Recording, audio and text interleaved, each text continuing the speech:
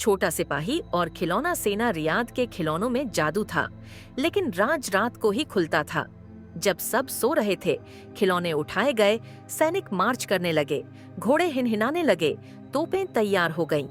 सभी खिलौनों के बीच एक छोटा सैनिक भी था, जिसे अन्य लोग हीन समझते थे। लेकिन एक रात जब एक भयानक दुश्मन सामने आया, तब पता चला कि असली हीरो कौन है। रियाज को खिलौनों का बहुत शौक था।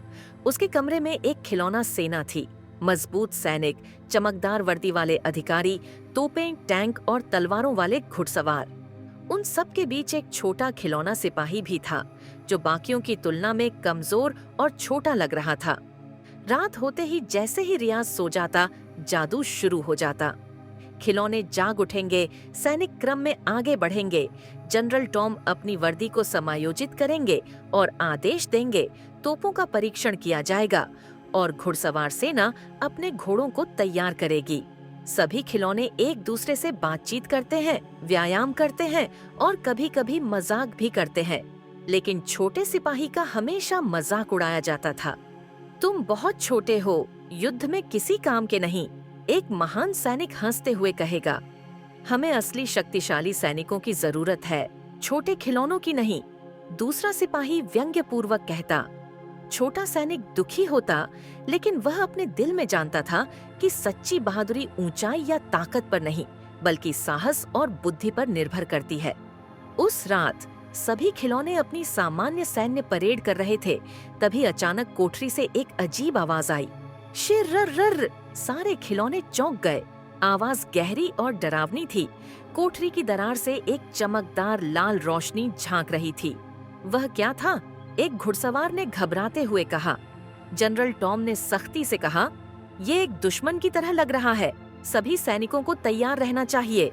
सैनिक नंगी तलवारें लेकर तैयार खड़े थे, तोपें निशाना साध रही थीं, टैंक घूम रहे थे और घुड़सवार अपनी लगाम निकाल रहे थे।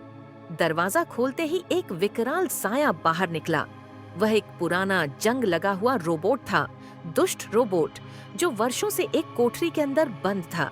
उसकी आंखें खून की तरह लाल थीं, उसकी भुजाएं नुकीली और जंजीरों की तरह थीं और उसके चलते समय जमीन कांप रही थी।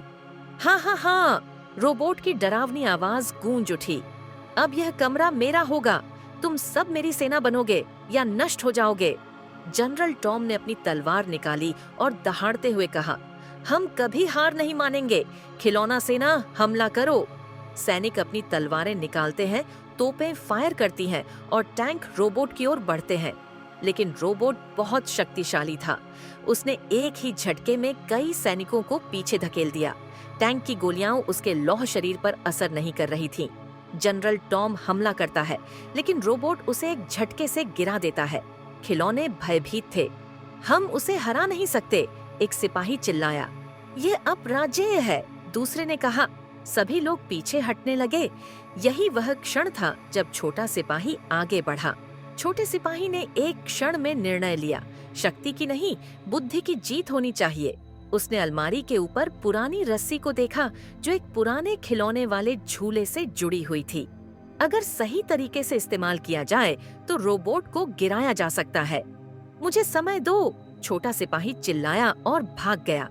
वह जल्दी से मेज पर चढ़ गया, कूद गया, रस्सी खींची और झूलते हुए ऊपर चला गया। वहां पहुंचकर उसने रस्सी खोली और उसे रोबोट के चारों ओर लपेट दिया। अब इसे एक साथ खींचो। खिलौनों ने साहस जुटाया और सभी लोग आगे बढ़े। रोबोट के चारों ओर रस्सी कस दी गई। रोबोट गुस्से में चिल्लाया, लेकिन जैसे ही खिलौने खींचे गए, वह गिर गया। अंततः रोबोट जमीन पर गिर जाता है और अपनी शक्ति खो देता है। सभी खिलौने हैरान थे।